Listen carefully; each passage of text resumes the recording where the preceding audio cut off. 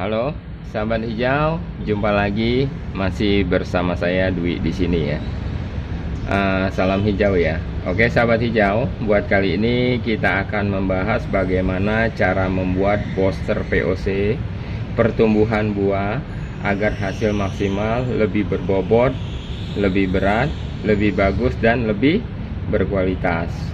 Ini khusus di fase-fase pertengahan dan akhir setelah terbentuknya calon buah ya. Dan ini termasuk pembuatan POC part 2 ya. Oke, sebelumnya adalah cara buat POC terbaik, pemicu perangsang pembungaan dan pembuahan. Maaf sebelumnya, ini versinya hijau garden. Oke sahabat hijau ya.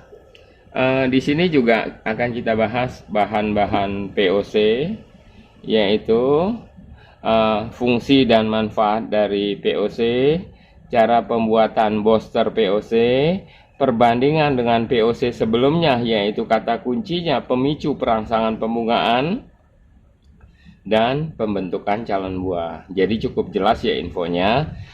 Kemudian kapan waktu POC tersebut bisa digunakan, lalu dosis atau takarannya, kemudian cara penyimpanan POC tersebut, lalu ciri-ciri POC tersebut tidak dapat digunakan lagi, dan info lengkapnya. Oke. Yang pertama-tama sahabat ya, kita siapkan 2 buah telur ini ya. Oke, 2 buah telur bahannya, kemudian 1 botol Yakult ya. Ini bisa juga kita gunakan E4 ya, bisa kita gunakan E4. Kemudian 1 saset susu ya yang sudah dilarutkan. Ini masih cukup panas ya. Cuman di sini kita tidak menggunakan susu basi ya, takutnya terindikasi bakteri. Ingat, ini sekali ini kita tanpa MSG, jadi beda ya untuk sekarang. Cara buatnya yaitu yang pertama, coba sahabat perhatikan ya. Saya siapkan telur ya, saya buka dulu ya. Ini sama apa namanya, sama putih-putihnya. Oke, kita lihat. Lalu sahabat, telur itu ya, ini dikocok sampai rata. Sampai rata ya. Oke, sampai dia tidak perlu mengembang, yang penting sampai rata saja. Dikit lagi ya sahabat ya. Setelah dia mulai rata demikian ya, kemudian kita campurkan dengan Yakult ya. Oke sahabat, kita lihat Yakult ya. Kalau tidak Yakult, tidak ada, sahabat bisa gunakan E4. Ini saya menggunakan Yakult ya sahabat ya. Oke, jadi biar lebih jelas, kita gunakan Yakult ya. Setelah Yakult masuk, kemudian susu. Saya pakai gunakan susu ini ya, yang tanpa gula, yaitu 1 gelas yang sudah dilarutkan. Ini kita aduk dulu sampai merata kembali ya. Kemudian yang terakhir, yaitu pencampuran yang terakhir, itu larutan air kelapa. Ini ya, ini air kelapa masih segar ya, masih ada kelapanya sedikit. Ini airnya sudah kita ambil, kita campur jadi satu ya.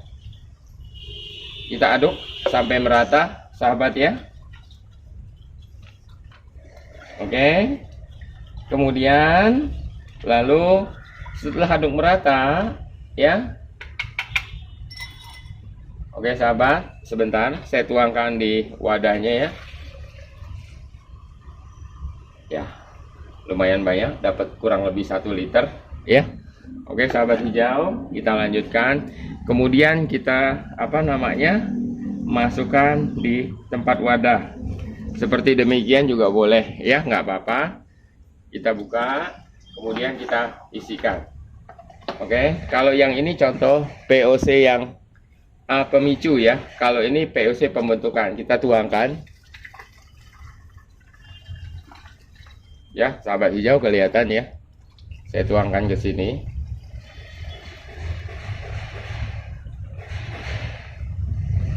Ya, sedikit lagi sahabat, hampir penuh. Ya, udah cukup. Kemudian ini kita tutup dengan rapat sambil kita kocok. Ya, inilah jadi POC-nya. Oke, lihat ya, ada perbandingannya. Ini yang pemicu, ini pembentukan buah, ya. Oke, lalu kita buka tutupnya. Harus rajin-rajin dibuka ya ini ya. Jadi sekitar hari yang pertama sampai hari ketiga ini harus kira-kira 2-3 jam dibuka atau beberapa jam, yang penting gas metannya kita buang dahulu. Oke, sahabat hijau, sekarang kita akan bahas fungsi-fungsinya sebagai berikut. Yaitu yang pertama kita ambil Yakult. Ya, Yakult yaitu saya infokan ya. Di sini agak lengkap, yaitu mengandung mikroorganisme yang menguntungkan karena mengandung bakteri baik, yaitu Lactobacillus sp atau bakteri asam laktat. Kemudian Yakult tersebut sebagai fotosintetik dapat meningkatkan pertumbuhan produksi tanaman dan kesuburan tanah, lalu ramah lingkungan. Ya, itulah fungsi dari Yakult. Oke. Kita selanjutnya yaitu fungsi dari telur. Ya. Ini sebagai protein terbaik ya. Kemudian vitamin dan mineral khususnya bagi tanaman yang telur. Satu lagi kita bahas air kelapa ya. Air kelapa ini mengandung unsur hara mineral yang lengkap ya. Di antaranya ada magnesium sulfatnya, zat besi, mangan dan boron. Satu lagi bahan campuran POC tersebut yaitu susu. Apa sih kenapa kita pakai susu buat kali ini? Ini contoh sahabat ya. Susu ini terdapat kandungan kalsium tinggi ya, yaitu fungsinya adalah penyusun dinding sel tanaman, pengatur sintetis protein atau gula, menghambat penuaan sel tanaman, membentuk hasil buah lebih berat, lebih padat dan lebih berbobot. Oke sahabat, itulah sebagian besar dari masing-masing kandungan booster POC tersebut. Oke sahabat hijau, sekarang kita akan bahas perbandingan dengan POC sebelumnya. Yaitu ini POC yang sebelumnya, yaitu sebagai POC pemicu pembungaan, dan yang sekarang yang kita buat yaitu booster POC yang sekarang yaitu sebagai pembentukan buah. Oke. Di sini juga ya kita sahabat, kita tidak menggunakan MSG lain seperti yang pertama. MSG lagi maksudnya. Alasannya yaitu kandungan yang terdapat pada MSG atau micin tersebut adalah natrium. Jadi natrium sebenarnya itu sangat baik sebagai starter atau pemicu pembungaan saja, bukan sebagai pembentukan buah. Ya.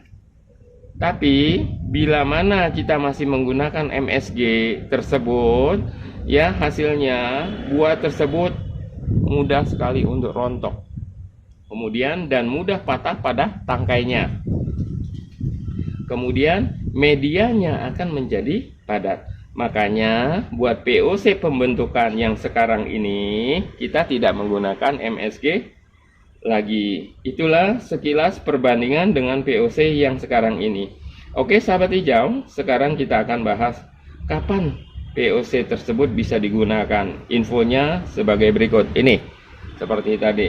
Untuk 3 hari yang pertama sudah bisa digunakan ya, bila mana fermentasi POC tersebut masih mengeluarkan gas metan atau masih ada takaran gas, artinya POC ini belum bisa digunakan. Kira-kira baru bisa digunakan sekitar 1 atau 2 mingguan sampai tidak ada lagi tekanan gas metannya. Sekarang dosisnya bagaimana? Yaitu campurannya, yaitu 2 tutup ini ya, 2 tutup botol ini itu kira-kira sekitar 5 ml. 2 tutup ini itu dicampur dengan 1 liter air. Ini khusus yang disiram ke medianya saja.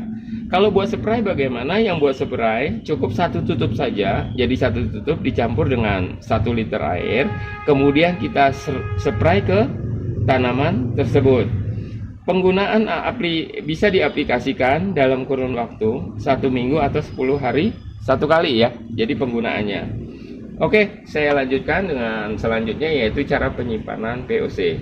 Yang pertama, jangan terpapar dengan sinar matahari secara langsung. Yang kedua, atau bisa disimpan di tempat yang teduh.